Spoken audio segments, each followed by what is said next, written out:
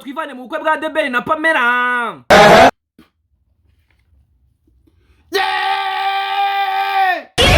Nta kindi kintu nifuza uretse kuvuga yuko nahindutse. Mu bukwe bwa The Ben witwa Muyoboke hamwe na Ndiba umuntu bikojeje kuri website ya indi ngo bishyurizaho ubukwe bwabo buzaba. Ngo bagira ngo bakureho nk'udumbi 500 two guha umuvandimwe bita Basamba ngo aririmbe mu bukwe bwabo. Nako ngo kwari ukujya gutanga inkwano. Ngo bikojejeho ngo basangaho ibiceri 2 bya senkani. Waravuga ati ibiceri 2 bya senkani nitwabyishyura umuririmbyi. Niko gufata ibihumbi bigera kuri 200 bakabiha Masamba nakamuga ati nabyo tubikuye ku nkwano uririmbe ebyiri zindi ndaziririmbira nanjye ndi umuhanzi. Neza niko byagenze Masamba aririmbye indirimbo ebyiri. Ayo bamuhaye abashizemo. The Ben azaririmba ati nta kindi kintu nifuza uretse kubabwira yuko nakennye. Nehenda atsinzwe. Nimuce inkoni zamba barya murye wanyu kuko nubundi simba rusha guteka. Neza ni nk'ibyo nabonye mu nzozi neza ubwo nataga ubukwe bwa The Ben aho bwabereye. Uketi kavuye buzanagura agafanta na energy ya 300.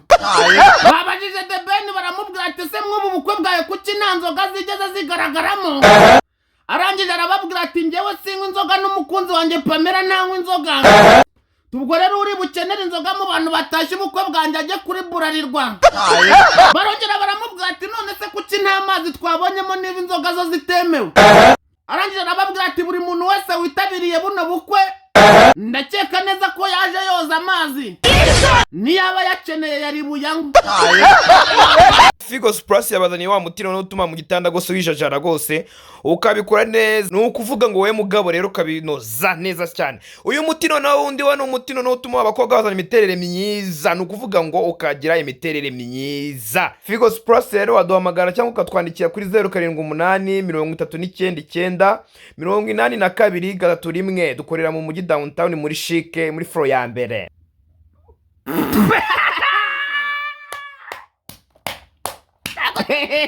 Tape.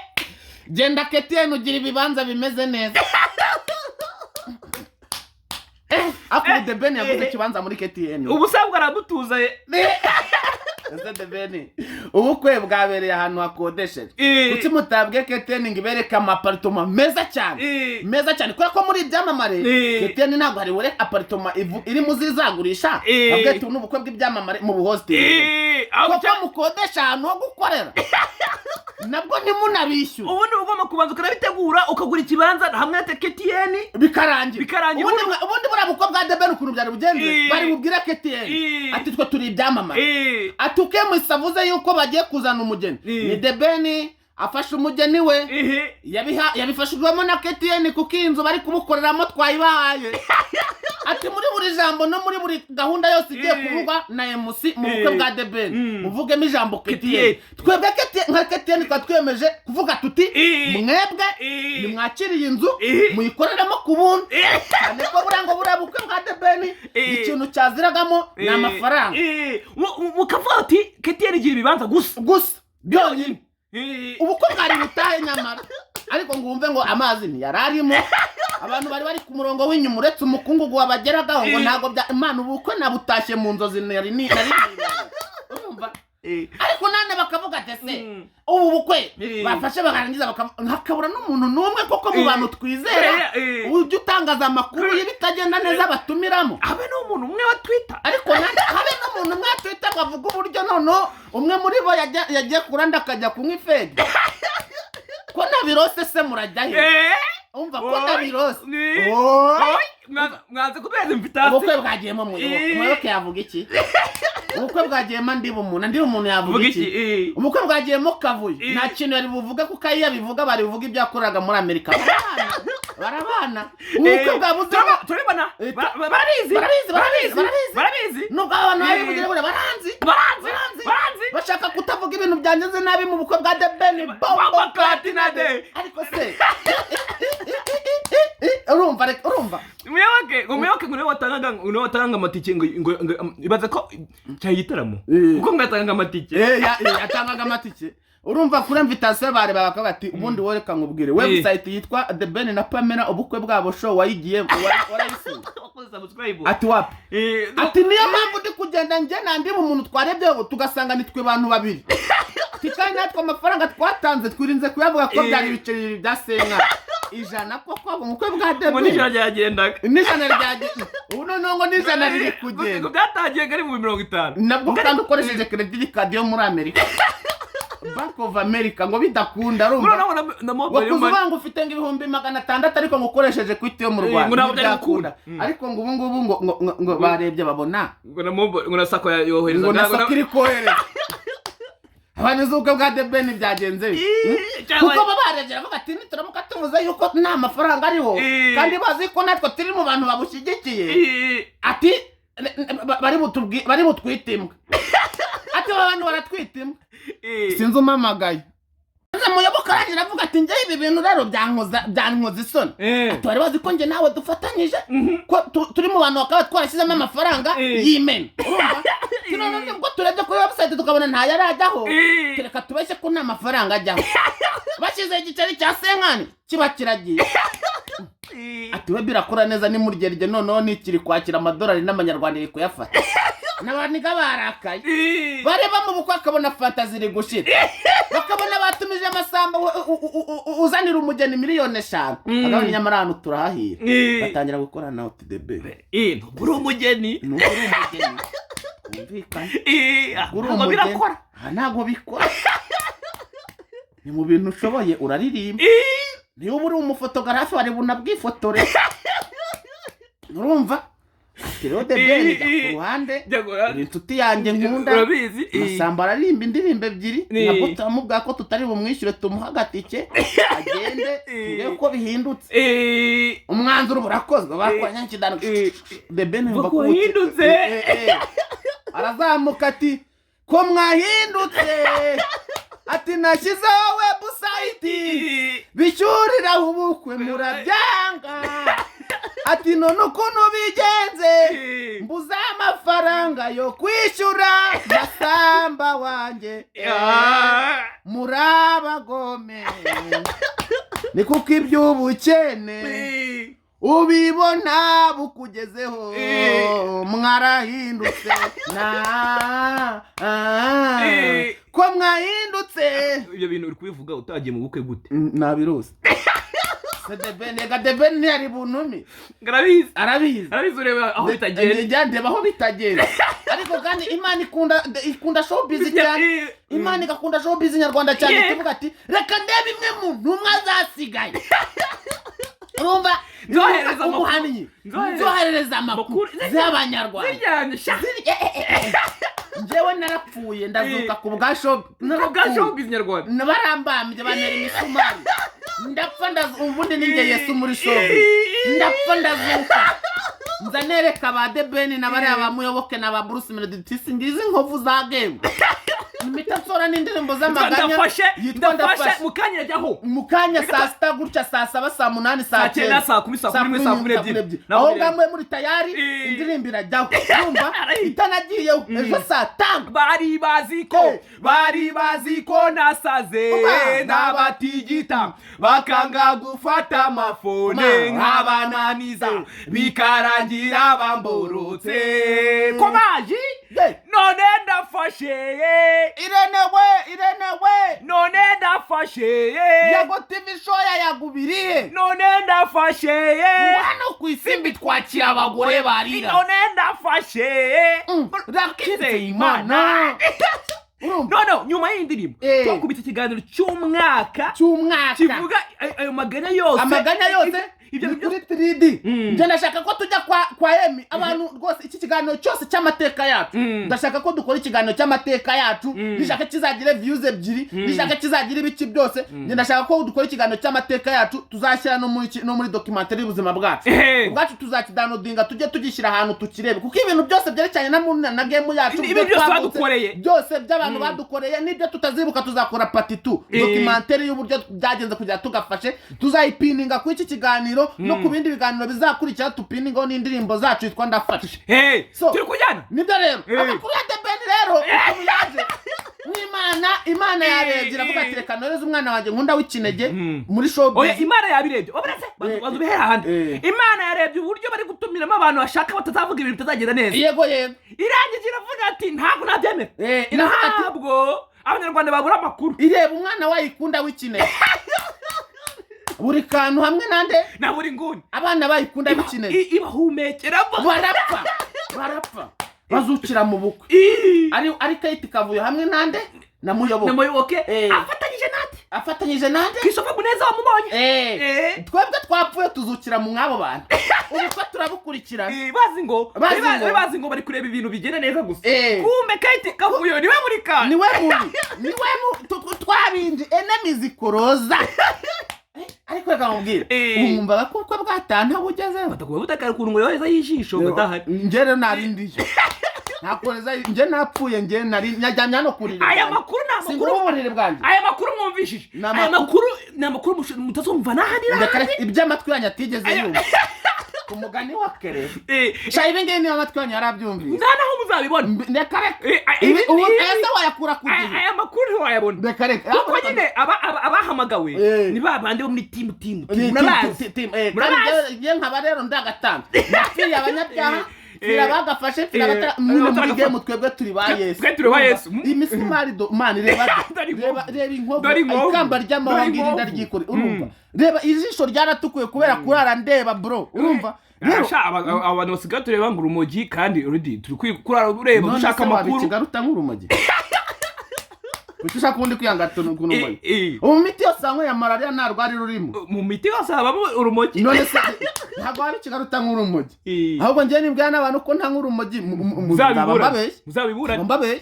Urumogi mu miti irimo mu kinyarurimo. Dore izi ni inkovu z'amateka izi zose ni inkovu. Iyi ni inkovu ntabwo hakira n'akamogi. Iyi ni inkovu iri muri kona wakira nta rumogi. Noneho izindi nkovu zose z'amatekano za danje ubukenesha reba amadiriye yanjye. Ariko nanjye nkaba umwana mwiza reka nikoze muri firigo. Noneho reka nikoze muri firigo batazanajyaho njyewe mbibutsa ko akijya muri firigo tuhita tujya muri part 2 y'ikiganiro isigaro babwira reka ngenda ajya muri firigo maze kubabwira ko umuntu wese ushaka kwiga cyangwa gukorera amafaranga muri Mauritius kwiga anakora afite akazi nanyandikire kuri 0786555146 bikagenda bite. Usabwa kuba ufite pasiporo result slip yo mu 3 diplome yo mu 6. Umuntu utari wabona diplome aranzanira beto yo mu 4 mu 5 mu 6. Abantu bajya mu birwa bya Mauritius n'abantu bashaka kwiga kaminuza bakazazana impamyabumenyi ku rwego rwa A1. Abantu bazambwira ko bashaka gukora masters ntibayo. Ubwo keretse uje uvuga ati ngenda shaka kugenda kwaje ariko nkikorerera amafaranga nkagenda ariko nkugiye kwiga kuko nge mfite masters. Ibyo byakunda byo nari. So munyandikire kuri zira nimero 0786555146 tugirana contract ibintu byose biba byanditse. So reka nikoze rero muri firigo mubabwira uburyo studio yawe imeze tuze tujye muri part 2 nukuvuga ukuntu umuntu bita Kate Kavuyo yarize kubera ko bamucishije akabido k'ikigari. Nukuvuga ngo buri nguni na buri kantu twafite studio nukuvuga ngo studio yacu ukuri meze iri kuzamura abasani. Nukuvuga ngo aba upcoming cyane niyo twitayeho abantu nyine babuze aho mumenera kugira ngo muzamuke. Ufite amafaranga yawe gukora audio, ufite amafaranga yawe gukora video, uraza ukabikora kabisa twakongeza icyo bita promotion. Twakora promotion wakoze iwacu promotion ntuyibura kuko uvuga muri ibiganiro byacu kwa twaguheza n'amalink kugira ngo ujye kuganira na bya binyamakuru kuko ntabwo byakumva ubu ngubu. Ariko ari byo bivuze baranyumva. Nukuvuga ngo rero nyandike cyangwa umpamagare kuri 078655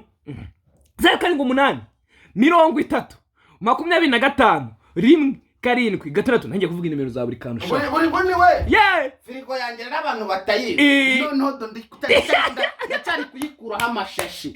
Urumva iracyari mu bipapuro zazindi bita katerenzu ivuye London firigo yanjye cyariho amashashi kutoka London akashaka kumbwira shimira mu diaspora wagereje ino firigo urumva ino firigo urumva irakonjesha imana urumva iwe yigire ku ruganda avuga ati ya yindi iri amashashi niwe wa mbere nyifungura sha imana ishimishwe diaspora ikomeje guteza imbere uruganda rwacu urabona turi kuba muri kaso reka numva amazi ya firigo ubu ngubu turi muri basement hasi hejuru harimo akageretse ubundi tuba dushaka kugira ngo bamenye yuko dukeneye kandi dukize ubu hano muri basement hano ariko hano uzi ibintu bihari hari wifi hari basement hari firigo dore kandi gashaka gutuma ino firigo yanjye idakonjesha neza ariko kameze nka kamwe Kate kavuye bamuhare n'ikigage ariko ngo noneho bageze mu gihe cyo kwiyakira nawe nzi ko Kate kavuye amwe ikigage kibi cyane umumanura jipo mwe amubaza ngo muri iki kigage gitarimo tubetezi bimeze reka The Ben ngahano yarari na nura mwana we mwiza bita Pamela ngo bari bameze neza urumva ariko kuko urumva ubukene bwa buri mu bukwe ntabwo bugera ku bakwe n'abageni nako ku bantu bakoze ubu kuko baragerageza bakabahana fanta emusa akavuga ngo nabandi bibageraho kandi bitari bubagere ngo muryoherwe barafera ngo umugeni hamwe ngo basomeshanyeho bagasomeshanyaho bagahita berekana abandi ngo bibagereho ubwo bakivuga gutyo ro Kate kavuye yarari hafi aho yari mu bantu bamwambariye tako kabido k'ikigage andi umuntu abarakaraye andi umuntu twatuzi kamwe ikigage kuko twabana umuniga rero gukora kuri Kiss FM ufite amadire dufite ijwi ribyibushye gutya kumbe n'ikigage kibiri inyuma ngo ni umuco w'ubukene urumva batangiye kwa abantu bari bambariye umuti bari bambariye The Ben bose twaje kubumbira ko banywa ikigage kikaba kikojeje kuri igoruma abantu bakamubwira ati bimeze bite rega nanjye ndabazi oya simba renganya ikigage cyari kiryoshye nikiraga isazi mu maso kandi ndi mu bukwe bwa Tayiga nini byari kuramba ikigage barakirengeje umuntu bita Christopher aragira avuga ati tubanza mugikunda mugakabya nanjye mumereze nimurandije birambabaza ndabyira ngagiza mbonye ikigage uko mukinywa ndabyira ngagiza nubanza mugikunda mugakabya mukizane ubanza mugikunda mugakabya Ben avuga ati ikigage banza atari ikigage gusa akubitaho umusomi ati mu mama yirwe ya nyuma sisi nabishakaga nabikoze mwutse munyemerere Pemera yari mwiza buriya yatinze ubukwe gake hari abana bari bafite amafaranga batari gupfundapfundika ntabwo batari gushakira kuri website congratulations kuri Baniga aho uri hose Baniga Tayiga umuntu wese uri bubishobora sharing kino kiganiro Tayiga amubwete kireba kirangize man nubwo ubukwe wavuga nubwo utatuma tubujyamo ariko nge nago nawe buramo kuko nge niyo ndose mbugera uzicuro narose kandi nzi narose Pamela kandi mu buzima busanzwe nituranaho uwo mugore ujyanye turaranye kenshi hari umuntu ambwiye ngajya ajyana abana kuri aka kusi urumva buretse hari umuntu ambwiye ngajya ajyana abana muri aka kusi ngiye ndamubura ngo bagiye kwikinira muri bya bikinisho ndaje ndahagera mbona kumusuza biri mugorane mbona ndi kumwe n'abantu badanjaruye mu modoka ya danje ndavuga nti ibyo wigira byose mu nzozi ibintu uri bubyishyurire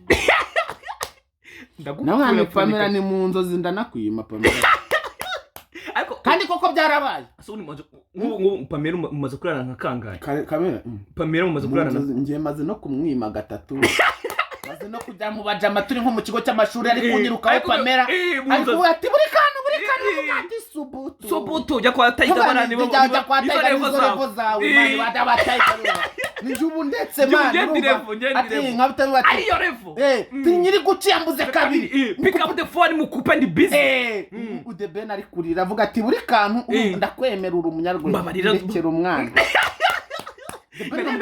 nkabwa ati Tayiga twarabaye beza si ikibazo abana kumusarira si icyo umwana we ndamwirukana ubwiza bwanjye bukanga bukamukuru ati the Ben naramuporotse Instagram naramuporotse TikTok naramuporotse ariko kuri televiziyo ngacaho amamagazindi urumva ati njyewe nkora uko nshoboye kose samboni ariko n'ubundi ntabwo nakupa televiziyo y'u Rwanda nshaka urumva naramuborotse hose kugira ngo rwose ubukwe bwawe bugende neza ariko ntabwo nakupa televiziyo y'u Rwanda usambwire bankure mu ndoto none se ndafashe nyirake none se ndafashe nakwishyira nyikura kuri YouTube niterende nyine kuba umusitari ugasanga umuntu yagenze gake mu bintu ariko bitewe n'ubusitari bwe reba nk'iya ndirimbo igiye kuza 100,000 dabari tutarayitegeka abantu bamaze kuyimenya itarasohoka kutubwira ati ko mbona indirimbo imeze neza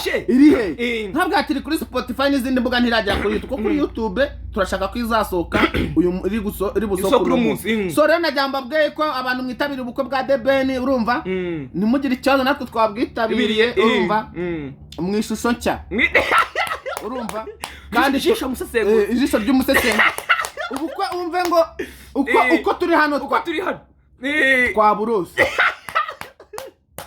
murakoze